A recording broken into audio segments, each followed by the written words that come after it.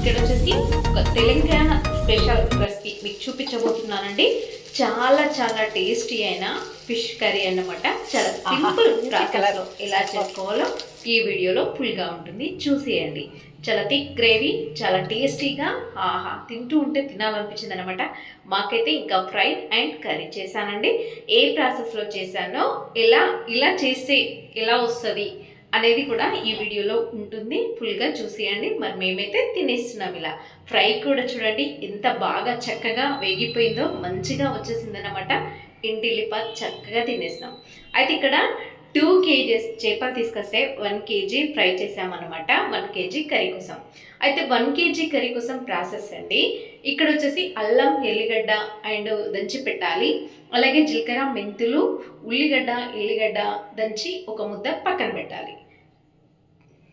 ఇక్కడ ఇలా ఒకసారి స్టవ్ వెలిగించుకుందామండి.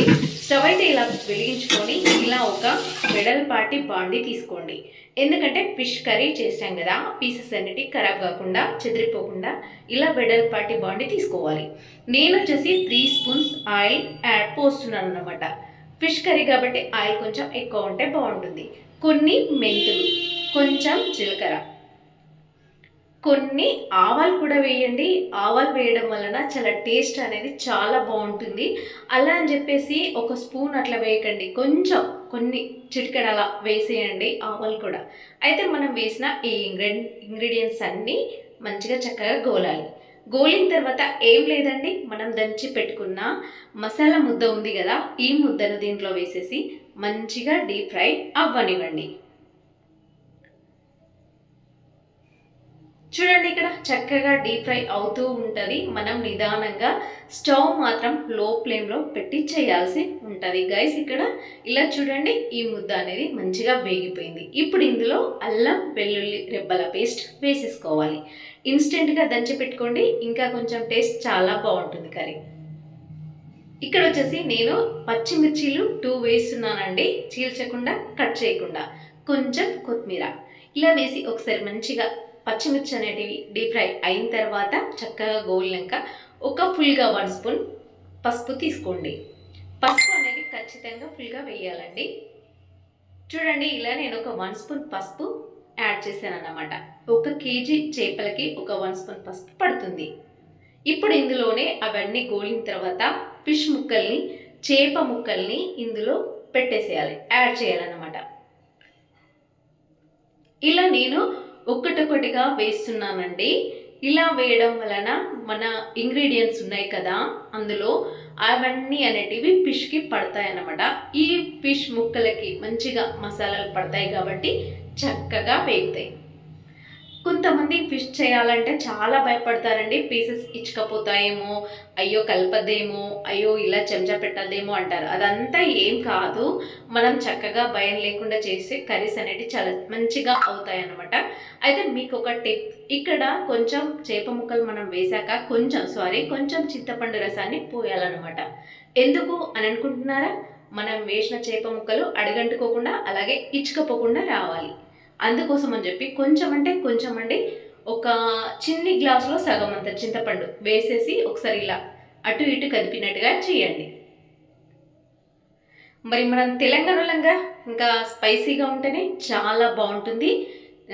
నీచ్ కర్రీస్ అంటే స్మెల్, అంటే ఏమంటారు, ఫిష్ కర్రీ అంటే కొంచెం స్మెల్ వస్తుంది కదా, అలాంటి కర్రీ కోసం అని చెప్పి కొంచెం స్పైసీగా ఉండాలి కాబట్టి గట్టిగా కారం అయితే వేసాను అనమాట. నేను ఒక 4 స్పూన్స్. ఇక్కడ వచ్చేసి ఒక 2 స్పూన్స్ సాల్ట్ యాడ్ చేస్తున్నాను అనమాట. నేను ఇలా కరెక్ట్గా సరిపోతుందండి. మనం ఒక 4 స్పూన్స్ కారం వేస్తే, ఒక 2 స్పూన్స్ సాల్ట్ వేస్తే ఖచ్చితంగా సరిపోతుంది. ఇప్పుడు ఈ ఫిష్ ముక్కల్ని ఒక్కసారి ఇలా అటు ఇటుగా కదిపి చూడండి. ఇలా కలిపిన తర్వాత ఉప్పు కారాలు అంటే ఫిష్ ముక్కలకి చాలా చక్కగా పడతాయి కాబట్టి ఒక 2 మినిట్స్, అంటే 2 మినిట్స్ అలా ఉడకనివ్వండి. చూసారా, ఒక్క ముక్క కూడా అసలు ఎక్కడ కూడా విరిగిపోలేదండి, అస్సలే చెదిరిపోలేదన్నమాట. ఇలా చేయడం వలన ఫిష్ కర్రీ చాలా చక్కగా వస్తుంది. మనం ఒక ముందుగా వెడల్పాటి బౌల్ మాత్రమే తీసుకొని చేయాలి. ఇక్కడ చూసారా, అబ్బా ఎంత చిక్కగా ఎంత మంచిగా అయింది. అబ్బాబ్బా, నాకైతే చూస్తూ ఉంటే నోరు ఊరిపోతుంది అనమాట. ఇంకా అబ్బా ఫుల్ రెడ్డిష్గా ఆ మిరపకాయతోని ఆ ఫిష్ కర్రీ చూడండి అందంగా రెడీ అయిపోయింది. ఇప్పుడు దీంట్లోకి మనం చింతపండు రసాన్ని 1 గ్లాస్ వరకు వేసేయాలి. చూసారా, ఇలా కుతుకుతలాడుతున్నప్పుడు మనం ఇందులోకి చింతపండు రసం పిండి పోయాలన్నమాట. పిక్కలు లేకుండా చూసుకొని పోసేయండి. ఇలా పిండుకొని చింతపండు రసం పోసేసాక మనకి ఎంత గ్రేవీ అవసరమో 1 చెంబు వాటర్ పోస్తే సరిపోతుంది. మరీ అంత నీళ్ళలాగా ఉంటే ఫిష్ కర్రీ బాగుండదండి. కొంచెం గ్రేవీ అనేది థిక్గా ఉంటేనే తినబుద్ధి అవుతుంది. అది ఇంకా ఈరోజు తినే కంటే ఇంకా తెల్లారి తినడం వలన అబ్బా నెక్స్ట్ లెవెల్ ఉంటుందండి. చాలా అంటే చాలా బాగుంటుంది. అసలు తినని వాళ్ళు కూడా చాలా ఇష్టంగా, చాలా అంటే చాలా ఇష్టంగా తింటారన్నమాట. చూసారా, ఒక్కసారి ఇలా కలపడం వలన అది చూస్తుంటేనే అసలు తినాలనిపిస్తుంది. ఇంకా ఆ గ్రేవీతో అబ్బబ్బబ్బబ్బా ఆయిల్గా గ్రేవీగా ఎంత చక్కగా ఉడికిపోతుందో. ఇలా వాటర్ పోసేసిన తర్వాత ఒక 5 మినిట్స్ మూత పెట్టేయండి. అస్సలు ఫిష్ కర్రీని డిస్టర్బ్ చేయకండి. మూత పెట్టేసి వదిలేయండి.